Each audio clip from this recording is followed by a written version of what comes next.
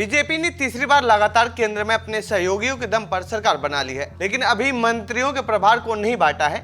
Modi cabinet में प्रधानमंत्री नरेंद्र मोदी के अलावा 71 मंत्रियों ने शपथ ग्रहण की है। इनमें से सहयोगी दलों से सिर्फ 11 सांसदों ने मंत्री पद की शपथ ली है, तो वहीं बीजेपी से 60 सांसदों ने मंत्री पद की शपथ ली है। एनडीए में बीजेपी के बाद सबसे बड़ी पार्टी टीडीपी और जेडीयू की तरफ से सिर्फ दो मंत्री ने शपथ ली है। इसके अलावा आरएलडी, लोजपा, अपना दल, सोनेवाल, आरपीआई से एक सांसदों ने शपथ ली है। सांसदों की संख्या पर मिले मंत्री पदों के प्रतिशत के मामले में भी बीजेपी सहयोगी दल टीडीपी और जेडीयू से कहीं ज्यादा आगे है।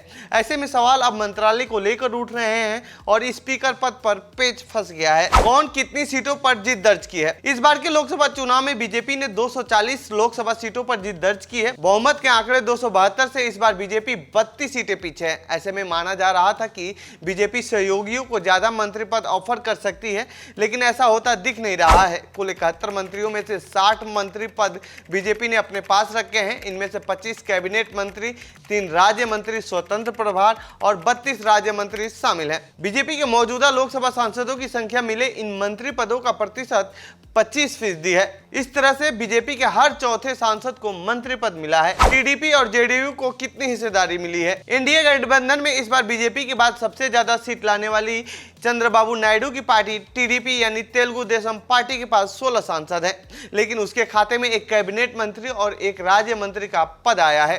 टीडीपी के मौजूदा लोकसभा सीटों के हिसाब से सिर्फ 12.5% मंत्री पद मिला है। हालांकि चर्चा चल रही है कि टीडीपी लोकसभा स्पीकर का पद भी मांग रही है। कई न्यूज चैनलों का दावा है कि यदि टीडीपी को स्पीकर पद नहीं मिलता है तो वो सरकार से बाहर भी हो सकते हैं। तो वहीं इस खबर की एक वीडियो को सोशल मीडिया प्लेटफॉर्म एक्स पर आप सांसद संजय सिंह ने पोस्ट करते हुए लिखा है कि टीडीपी ने बहुत समझदारी का फैसला किया है। अगर स्पीकर बीजेपी का होगा तो पार्टियां तोड़ी जाएंगी, सांसद सस्पेंड किए जाएंगे, संविधान की धज्जियां उड़ाई जाएंगी। अगर बीजेपी समर्थन नहीं देती है तो इंडिया गठबंधन को टीडीपी के स्पीकर का समर्थन करने का विचार करना चाहिए। जेडीयू की सरकार में कितनी हिस्सेदारी है? एनडीए में टीडीपी के बाद सबसे ज्यादा सीट जीतने वाली पार्टी बिहार की जेडीयू है। जेडीयू ने लोकसभा चुनाव में 12 सीटों पर जीत दर्ज की है, लेकिन जेडीयू को सिर्फ 1 कैबिनेट मंत्री और 1 राज्य मंत्री का पद मिला है। जेडीयू के राजीव रंजन सिंह उर्फ ललन सिंह को कैबिनेट मंत्री और रामनाथ ठाकुर को राज्य मंत्री के रूप में शपथ दिलाई गई है।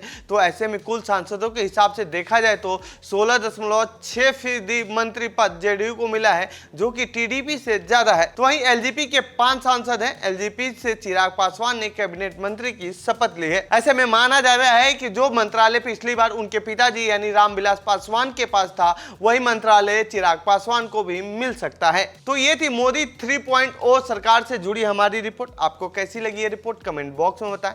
साथ ही इस पूरे मामले पर आप क्या कहना चाहते हैं कमेंट बॉक्स में लिख के। बाकी देश दुनिया की खबरों के लिए बने रहिए जनसत्ता के साथ। धन्यवाद।